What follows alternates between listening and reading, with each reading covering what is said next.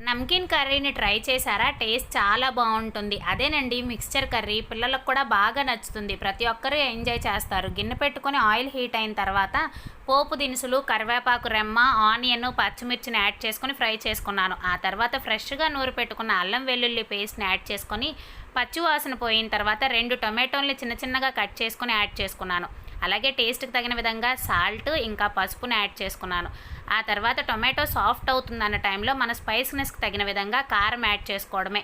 ముందుగా తీసి పెట్టుకున్న నమ్కీన్‌ని కూడా యాడ్ చేసుకొని ఈ ఆయిల్‌లో కాస్త ఫ్రై అవ్వనిచ్చిన తర్వాత ఇందులో కొన్ని వాటర్ యాడ్ చేసి బాయిల్ చేసుకుంటాము. నార్మల్‌గా నమ్కీన్ క్రిస్పీగా, క్రంచీగా ఉంటాయి కదా! కొన్ని వాటర్ యాడ్ చేసి బాయిల్ చేసుకుంటే టేస్ట్ చాలా బావుంటుంది. తర్వాత ఇందులో గరం మసాలా, కొత్తిమీరని యాడ్ చేసుకొని ఒకసారి బాగా కలుపుకొని స్టవ్ ఆఫ్ చేసుకోవడమేనండి. సర్వ్ చేసుకోవడమే. టేస్ట్ ప్రతి ఒక్కరికి నచ్చుతుంది. ఈ వీడియో మీకు నచ్చినట్లయితే please like, share and subscribe to my channel. Thank